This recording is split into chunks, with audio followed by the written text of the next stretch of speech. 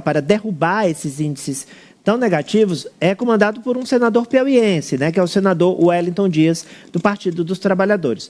Olha aí, Apoliana. É isso, Ari. Olha, são os dados divulgados hoje pelo Instituto Brasileiro de Geografia e Estatística com relação à pobreza e extrema pobreza no Brasil.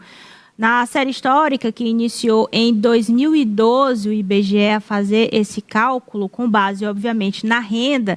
Então, quem está aí abaixo de R$ 665 por mês é classificado como alguém que está em situação de pobreza. E esse número caiu, é o menor índice desde o início da série histórica. São 8.700.000 brasileiros, Ari, que saíram da situação de pobreza no país. Já da situação de extrema pobreza, foram 3.100.000 pessoas aproximadamente que saíram dessa situação. Então, a gente tem a comemorar no nosso país, afinal, é uma meta que o Brasil vem buscando ao longo dos últimos anos, e quem falou sobre esses números foi justamente, você mencionou ele aqui, o ministro Wellington Dias, do Desenvolvimento e Assistência Social, obviamente comemorando o resultado. A gente tem esses dados compilados para que você entenda melhor essa manchete da Apoliana, e a Solange Souza traz agora para a gente. Em 2023, o Brasil alcançou os menores níveis de pobreza e extrema pobreza da série histórica, iniciada em 2012 pelo IBGE. Os dados estão na pesquisa Síntese de Indicadores Sociais 2024. Pelos dados, entre 2022 e 2023, 8,7 milhões de pessoas saíram da pobreza no país. O número total recuou de 67,7 milhões para 59 milhões, o menor contingente desde 2012. Em proporção, passou de 31,6% para 27,4%. No mesmo período, 3.100.000 pessoas saíram da situação de extrema pobreza. Esse público recuou de 12,6 milhões para 9,5 milhões. Em termos percentuais, a queda foi de 5,9% para 4,4% da população. E você, Apoliana, ouviu o ministro Wellington Dias? O que ele falou? Na verdade, tem aí o vídeo que foi enviado pela equipe do ministro, que está lá em Brasília, ele comemorando os resultados, Ari, fruto também do trabalho do Ministério do Desenvolvimento Social. Vamos ouvi-lo. Fruto de muito trabalho, o Brasil alcançou o mais baixo indicador de extrema pobreza de toda a história. Quando olhamos a comparação de 2003 e 2023, uma queda que chegou a 4,4%. É o mais baixo de toda a série histórica. E isso porque a integração entre o social e o econômico. O presidente Lula sabe a importância do crescimento econômico, mas ele quer que também possamos abrir oportunidade para quem mais precisa. A qualificação profissional, ali o apoio para o crédito, para que as pessoas, pelo emprego, pelo empreendedorismo, possam ali aproveitar as oportunidades. São milhões que passaram a trabalhar com emprego, como empreendedores. E agora vamos seguir adiante para que possamos garantir mais redução. É esse caminho que coloca o Brasil no rumo certo. Então, a fala do ministro Wellington Dias. Marta, o ministro que já esteve com a cabeça na guilhotina a pedido do Progressistas lá no início do Lula 3, mas parece que agora isso é um passado distante. Pois é, Ari, parece que é um passado realmente distante porque ele está trazendo resultados, pelo que a gente está vendo dessa pesquisa e desses dados que foram mostrados aqui para a gente. Sempre quando a gente conversava a respeito das especulações antes da divulgação do pacote de corte de gastos do governo, eu sempre colocava que da importância, na verdade, da gente ter um governo, uma liderança e líderes que fazem parte dessa gestão que se preocupam principalmente com o social, com a área social, com o mais pobre, que eu acho que é o mais importante, porque é a maior parcela da população brasileira. Nesse caso, Que bom que a gente tem um ministro piauiense que coloca isso como prioridade dentro do governo Lula. E que bom que esses cortes que a gente também sempre fala e passou as últimas semanas falando muito sobre isso, não atingiram esses programas sociais da maneira como se esperava, como se especulava, né? Os cortes ali, as restrições virão de fraudes. Quem está ali de forma irregular não merece receber o benefício, vai ser cortado, e isso é justíssimo, porque tira de quem realmente precisa. Mas o que eu coloco é dessa importância de um governo ter como prioridade levantar sempre a bandeira de quem mais precisa, dos mais pobres. E eu acho que é o caso do governo Lula e da situação do Brasil de hoje. Que bom, são dados positivos e uma ótima notícia para quem mais precisa, principalmente. Vamos a Brasília agora, inserir a Raniele Veloso na nossa discussão, porque eu lembro que a Rani, lá no começo, ela acompanhou detalhadamente qual seria o estrago no orçamento do Ministério do Desenvolvimento Social e mostrou a reação do ministro Wellington Dias, e eu lembro que ela falou: Ari, o Wellington vai fazer de tudo para que o corte seja o mínimo possível. Nesse cenário, Rani, a partir dos dados que o professor Vila trouxe, a Poliana também, esse ajuste fiscal compromete algum programa a ponto de esses dados de pobreza, de queda de pobreza, de extrema pobreza estarem ameaçados de continuarem nessa tendência de queda? Há um comprometimento do Ministério a partir deste pacote do Haddad, do Fernando Haddad?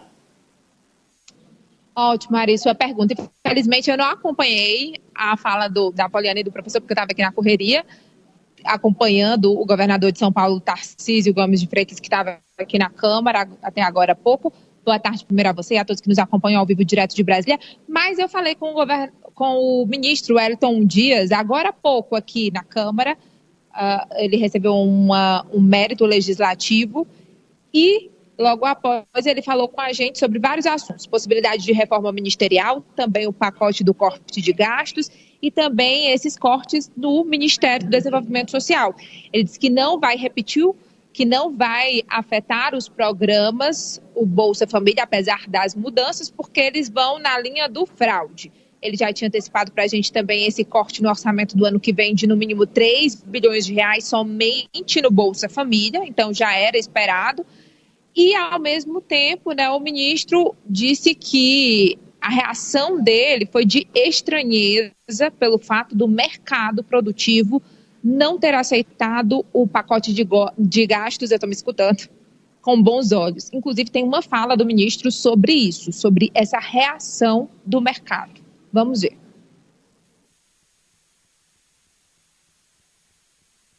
Estranhei do ponto de vista do capital produtivo. Eu até entendo do ponto de vista do capital especulativo. Mas do ponto de vista do capital produtivo, é impensável não comemorar que o povo da classe média, tendo maior poder de compra, com menos tributo, não significa, crescimento. Claro que sim, vai significar crescimento. E é isso que eu acho que está em jogo. Nós queremos ou não queremos que o Brasil siga crescendo? Às vezes eu tenho a impressão que determinados setores não querem que o Brasil cresça. Não querem que cresça o emprego, não querem que cresça a economia, não querem que cresça a renda, como se isso fosse um problema. A gente fica de longe invejando quando um país cresce. Quando o Brasil cresce, aí aqui se tem críticas como se fosse algo ruim. Então, aquela história, né, que sempre a corda arrebenta para o lado mais fraco. Essa interpretação do ministro. E a repercussão negativa é de um modo geral. Esse pacote de corte de gastos, eu já conversei com o líder do PL, o partido de Bolsonaro, o maior partido da Câmara, o Altineu Cortes, disse que vai votar contra esse pacote de corte de gastos. Já sofreu uma derrota agora há pouco na Comissão de Constituição e Justiça. Eles nem botaram a votação porque não tinha voto suficiente para essa PEC ser aceita, né? A admissibilidade da PEC depois vir aqui para o plenário. E o governo, com isso, como o próprio deputado Rubens Pereira Júnior falou agora há pouco na CCJ, fica inviável aprovar a PEC até o fim do ano. A estratégia agora é que o presidente da Câmara, Arthur Lira, possa incorporar essa PEC do corte de gastos a outra PEC que já está tramitando aqui na Câmara dos Deputados. Aí ele também falou sobre reforma, Ari, não sei se você quer que a gente mostre. Vamos continuar nesse tema, daqui a pouco a gente trata da reforma, porque eu queria agora passar ao professor novamente, porque é o seguinte, pode ser que o telespectador, o ouvinte, o internauta, fique com a seguinte impressão, mas vocês são muito críticos do mercado, afinal de contas, eles atraem investimentos estrangeiros, o mercado ajuda a bancar o setor produtivo, né? Custeia, investe em novas empresas, ajuda a manter a produção. Não, gente, ninguém está demonizando aqui o mercado. Mas, professor, eu recorro ao senhor e ao seu conhecimento para tentar explicar que essa impressão talvez seja de senso comum, mas muitos telespectadores devem estar tendo a mesma impressão. Qual é a impressão? É que o mercado representa uma elite que sempre se incomoda quando medidas governamentais ou indicadores mostram melhoria no nível de quem está lá na base da pirâmide. Talvez seja uma impressão errada, mas é essa a impressão que a gente tem, ou não? Olha, Ari, o governo tem muitas dificuldades no Congresso Nacional, especialmente na Câmara dos Deputados. Né? É diferente do governo Lula I, né? Quando o presidente da Câmara dos Deputados era um petista, João Paulo Cunha. A questão que se coloca é que é muito difícil a tramitação de qualquer proposta do governo, mais ainda de uma proposta de emenda constitucional, e nessa discussão que temos sobre gastos, que é uma discussão que se estende já há um bom tempo.